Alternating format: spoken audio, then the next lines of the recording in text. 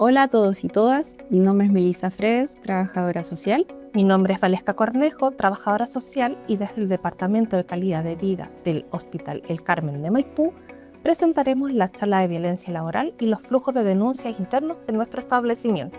Esta charla se realiza de manera presencial en los servicios y unidades a funcionarios y funcionarias de todo estamento y calidad contractual. Esta grabación tiene como objetivo que esta información esté a disposición de la comunidad hospitalaria en los canales de difusión con los que cuenta la institución. Los objetivos de esta charla son educar sobre los conceptos de discriminación arbitraria, acoso laboral, acoso sexual y violencia en el trabajo, saber identificar las situaciones y características de estos tipos de violencia y dar a conocer los canales de denuncia. Para contextualizarles un poco, actualmente nuestro hospital cuenta con el protocolo de denuncia, investigación y sanción del acoso laboral, sexual y violencia en el trabajo, que fue aprobado con fecha del 30 de julio del 2024. Esto por parte de la implementación de la Ley Carín, que vino a modificar los distintos protocolos internos de las distintas instituciones. Este protocolo, a su vez, fue trabajado a nivel red con las distintas instituciones que componen el Servicio de Salud Metropolitano Central y, en caso de cualquier duda o querer ahondar en el protocolo, esto actualmente se encuentra en la intranet. En relación a la definición de violencia laboral o cómo lo establece el protocolo con el que cuenta nuestro hospital, este se define como un conjunto de comportamientos y prácticas inaceptables o de amenaza de tales comportamientos y prácticas, ya sea que se manifieste una sola vez o de manera repetida, y que tengan por objeto que causen o sean susceptibles de causar daño físico, psicológico, sexual o económico.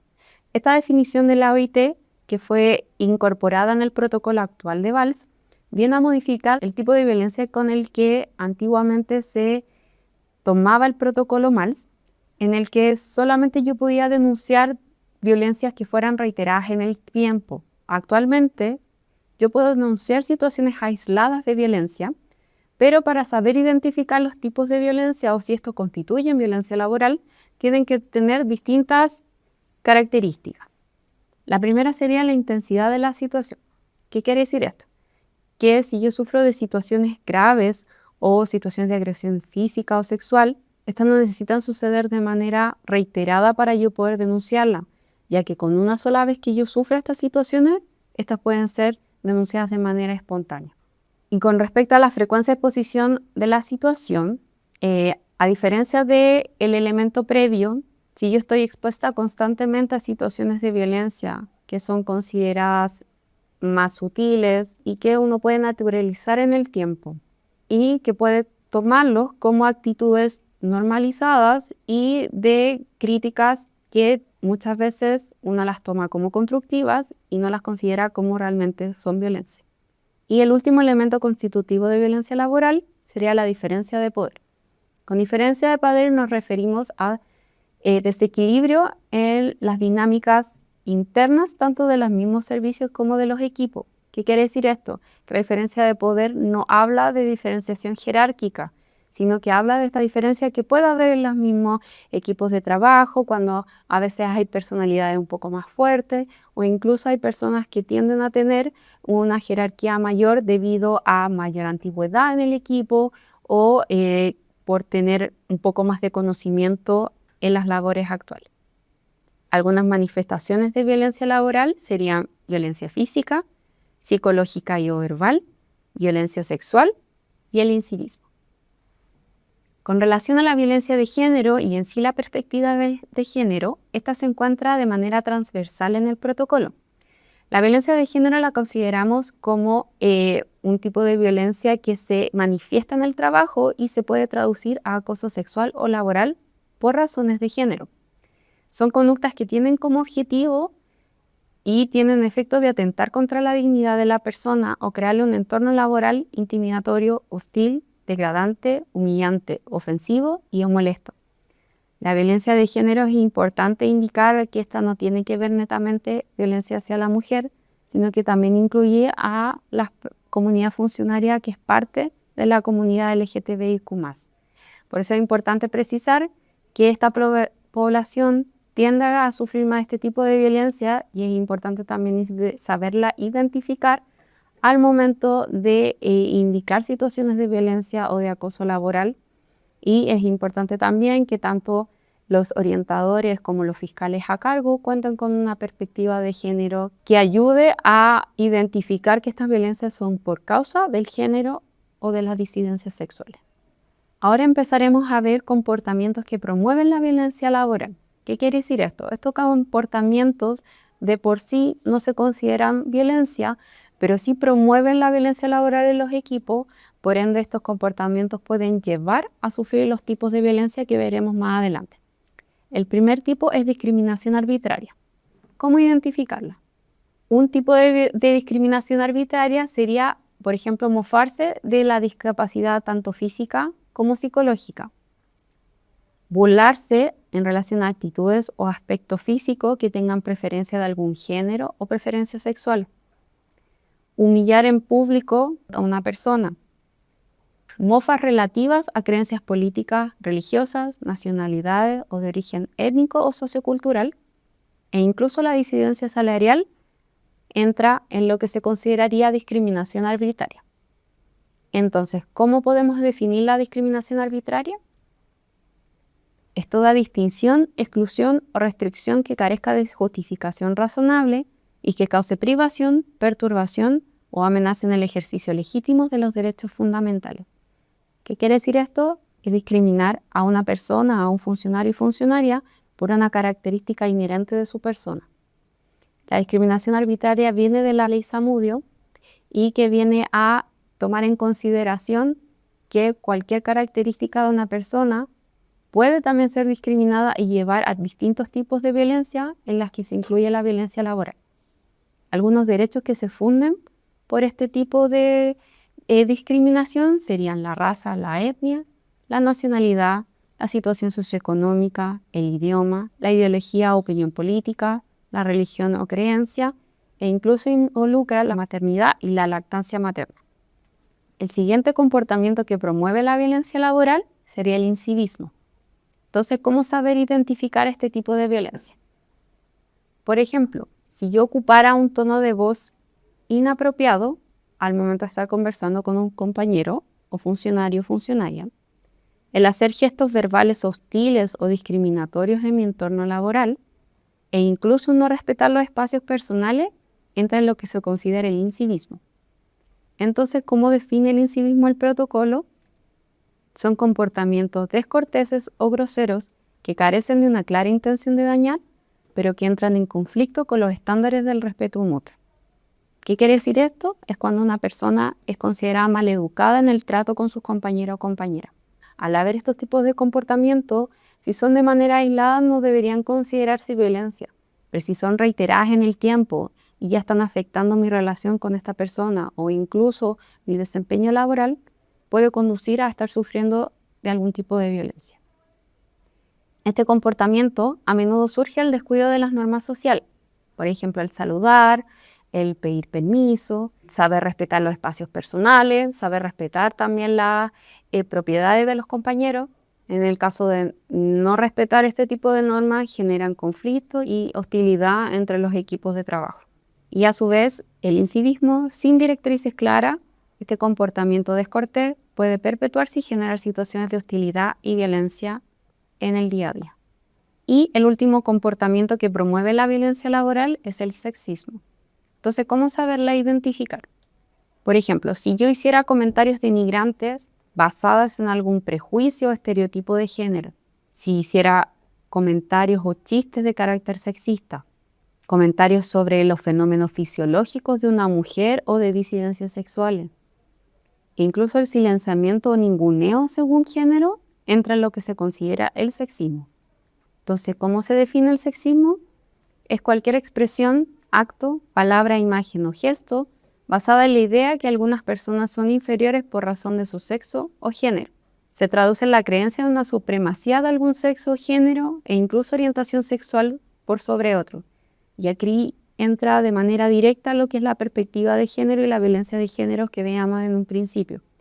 Porque el sexismo viene directamente de este tipo de violencia, ya que lo pueden sufrir mucho más las mujeres o incluso las personas que son parte de la comunidad LGTBIQ+.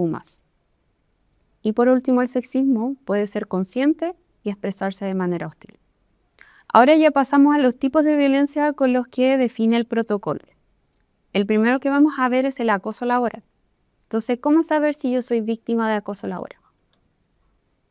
El primer ejemplo, si mi jefatura me solicitara que darme una extensión de mi horario laboral para dar término a un determinado trabajo, ¿se consideraría acoso laboral?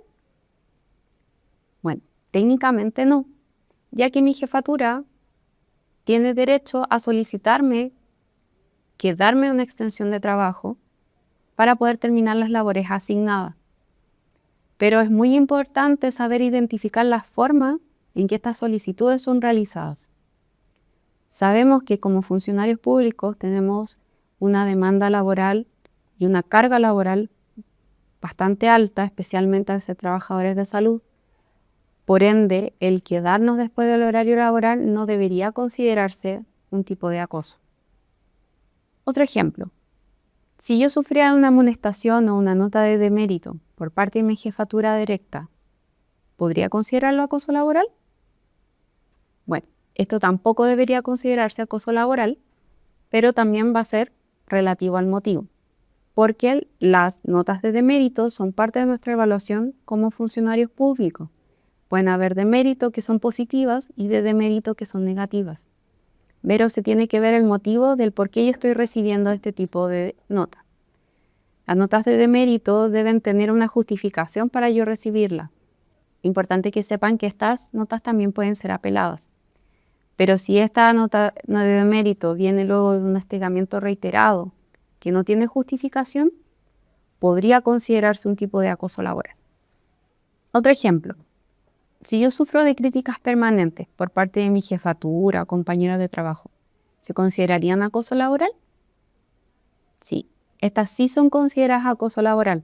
Cuando hablamos de críticas permanentes, hablamos de un hostigamiento y de un trato agresivo. Críticas que no son constructivas y que muchas veces tienen que ver con aspectos personales que se combinan con el desempeño laboral. Por eso es importante también saber identificar cuando estas críticas son hostigamiento o cuando son críticas constructivas por parte de mi jefatura.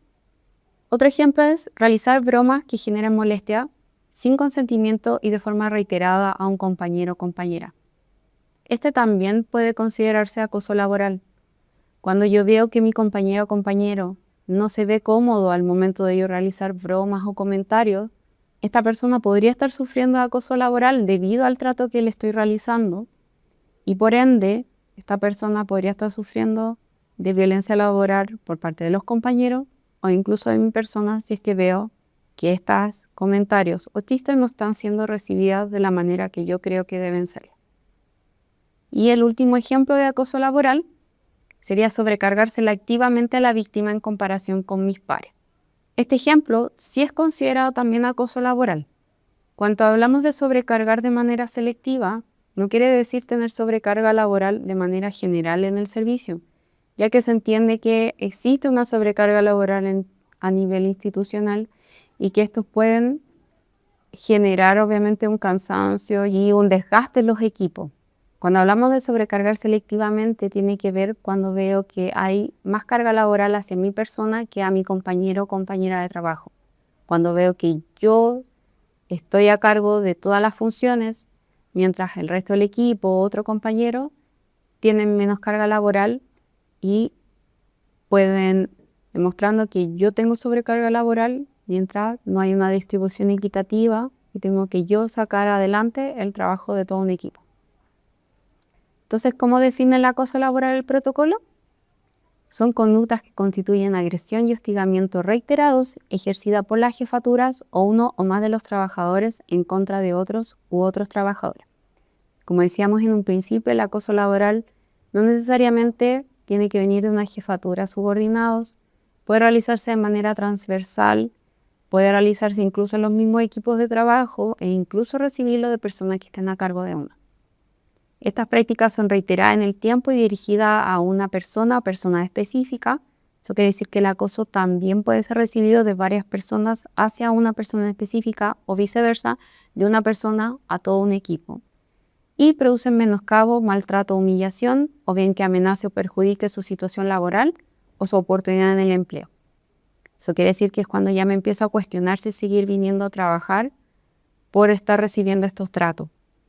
El simple hecho de pensar de tener que ver a esta persona ya me empiezo a cuestionar si seguir yendo al mismo servicio, al mismo turno o incluso cambiarme de trabajo, puede decir que quizás estoy sufriendo algún tipo de violencia.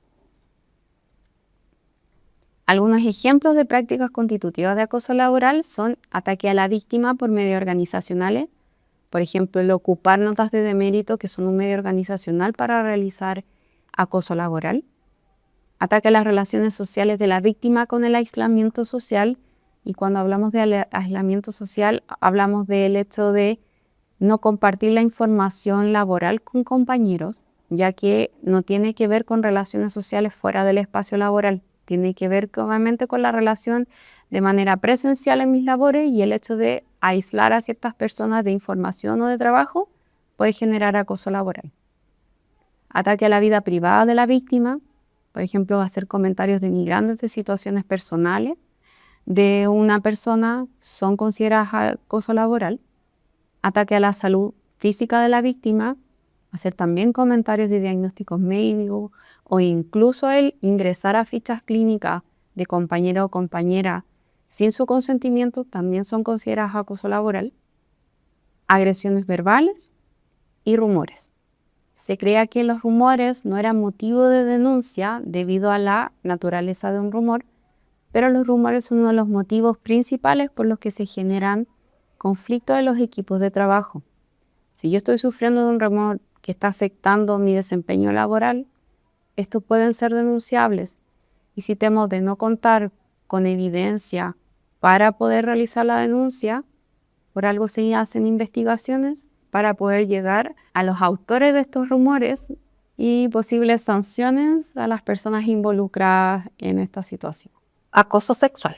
¿Cómo saber si soy víctima? Es el contacto físico innecesario, como son los abrazos, las tocaciones en la cintura o piernas. También pueden ser los comentarios, las palabras o los chistes sexuales humillantes, hostiles u ofensivos. En las imágenes podemos apreciar que solamente grafican estos contactos físicos desde los hombres hacia las mujeres. Pero el acoso sexual puede ser realizado por una persona sin importar su género. No es deseado, ya que no existe el consentimiento para ejercer estas conductas. Los requerimientos, insinuaciones o comentarios son de carácter sexual. Es ofensivo. Es ejercido por cualquier medio, en cualquier lugar. Podría generar perjuicio laboral en las oportunidades de empleo. Algunos ejemplos prácticos y constitutivos de acoso sexual son las miradas persistentes o subjetivas de carácter sexual, los sonidos relativos a la actividad sexual, suspiros y silbidos, comentarios de índole sexual relativos al cuerpo o la apariencia de una persona, las insinuaciones sexuales y proposiciones ofensivas o molestas, promesas y ofrecimientos de beneficios a cambio de favores sexuales, amenaza de perjuicios ante la no aceptación de propuestas sexuales, llamadas, mensajes o notas incógnitas con contenido sexual, amenaza o difusión de rumores de carácter sexual, fotografías o videos en situaciones que puedan ser incómodas para la víctima. El contacto físico innecesario, como son los abrazos, tocaciones en la cintura o piernas, caricias, intento de dar besos en la boca, besos en la mano o en la cabeza, susurrar en el oído. Todo esto sin el consentimiento de la otra persona. Violencia en el trabajo ejercida por terceros. ¿Cómo saber si soy víctima? En el caso que como funcionario pueda recibir gritos o amenazas, golpes, zamarreos, puñetazos, patadas o bofetadas de otras personas que no sean trabajadores de nuestra institución, también si me veo como víctima de algún robo o asalto en mi lugar de trabajo, incluso alguna agresión sexual o un lenguaje sexualizado hacia un trabajador o trabajadora. Son aquellas conductas que afectan a los trabajadores y trabajadoras con ocasión de prestación de servicios por parte de los clientes, proveedores, usuarios o usuarias, visitas, entre otros. Esto está tipificado en el artículo 2 del inciso 2 del Código del Trabajo, que nos permite poder realizar estas denuncias a terceras personas. La Ley Karim Es denominada así en honor a Karin Salgado, quien en el año 2019 se quita la vida tras sufrir acoso laboral en su lugar de trabajo. Modifica el Código del Trabajo y otros cuerpos legales en materia de prevención, investigación y sanción del acoso laboral, sexual o violencia en el trabajo, la cual regirá tanto en el sector público como en el privado y Fuerzas Armadas. Entre otras medidas de adecuación relacionadas a los lineamientos del Convenio 190 de la OIT sobre la violencia y el acoso en el trabajo, el proyecto establece como obligación de las empresas y los órganos del Estado un protocolo de prevención del acoso laboral y o sexual y la violencia en el trabajo, reforzando un enfoque preventivo que está ausente en la regulación. Además, se avanzó en el perfeccionamiento de los procesos de investigación del acoso sexual y se incorpora la regulación de las conductas de acoso laboral y violencia en el trabajo. Esta ley entró en vigencia en el 1 de agosto del año 2024. ¿Cómo hago la denuncia? Para iniciar el proceso de denuncia, debes realizar los siguientes pasos. Concurrir presencialmente a las dependencias de la Unidad de Gestión Social y Cuidados Infantiles o al Departamento de Calidad de Vida para recibir la orientación en caso de requerirlo. Llenar el formulario de denuncia disponible en la intranet, en las asociaciones de funcionarios y en el Departamento de Calidad de Vida y entregar a la secretaria de dirección con un sobre sellado. A continuación te explico cuál es el flujo de denuncia VALS. Cada funcionario que crea que sea víctima o esté pasando por alguna situación de violencia laboral o sexual puede acudir a las oficinas de gestión social y calidad de vida, ubicadas en el piso -1. Si su denuncia procede, deberá efectuar la redacción de la denuncia con el formulario disponible y este deberá ser entregado en un sobresellado con la secretaria de dirección. En el caso que se pesquise que el relato no constituye violencia laboral, se le orientará al funcionario sobre las otras acciones que podrá realizar. En el caso que no proceda, se podrá hacer un acompañamiento o seguimiento de parte de nuestro departamento. Si tu denuncia sí procede, una vez que se revisen los antecedentes que estás denunciando, se verá si se activará el proceso administrativo correspondiente. En el caso que no proceda, se te notificará a través de una resolución fundada que explicará los motivos del por qué no se acoge tu denuncia. ¿La denuncia debe cumplir algún requisito? Sí. La denuncia debe ser fundada y cumplir los requisitos establecidos en el artículo 90 de la letra B del Estatuto Administrativo. El primer punto importante es la identificación tanto de la víctima como de la persona que está ejerciendo las acciones de violencia, la narración circunstanciada de los hechos, la individualización de quienes hubieran cometido y de las personas que lo hubieran presenciado o que tuvieran la noticia de ello, en cuanto le constara del denunciante. Acompañar los antecedentes y documentos que sirvan de fundamento cuando ello sea posible. La denuncia deberá formularse por escrito y ser firmada por el denunciante. Si éste no pudiera firmar, lo hará un tercero a su ruego. ¿Qué pasa si mi denuncia no cumple con los requisitos? Se entenderá como no presentada. ¿Esto significa que no puedo volver a presentar la denuncia? No. La denuncia puede ser corregida a fin de cumplir con los requisitos y poder volver a presentarla. ¿Qué puedo hacer si recibo una resolución que desestima mi denuncia? Puedo ejercer el derecho establecido en el artículo 160 del Estatuto Administrativo. Este es: los funcionarios tendrán derecho a reclamar ante la Contraloría General de la República cuando se hubieran producido vicios de la legalidad que afectaran los derechos que confiere el presente estatuto. O sea, yo puedo reclamar ante la Contraloría de la República. Actualmente, nuestro Departamento de Calidad de Vida cuenta con 4 orientadores. Melissa Frede, trabajadora social del Departamento de Calidad de Vida; Valesca Cornejo, también trabajadora social; Carla Quintero, profesional del Departamento de Calidad de Vida; y Jorge Bustos, profesional del Departamento de Calidad de Vida. Estos 4 profesionales se encuentran actualmente en el piso -1, en las oficinas 23 y oficinas 25, para las respectivas orientaciones que requieras. Esperamos que este contenido haya sido de utilidad y se hayan comprendido los conceptos, que vienen a reforzar las charlas que se realizan de manera presencial a nivel institucional. Si tienes dudas sobre la charla o las temáticas mencionadas, puedes acudir al Departamento de Calidad de Vida para recibir mayor orientación de manera confidencial. Y recuerda, si eres víctima, haz la denuncia.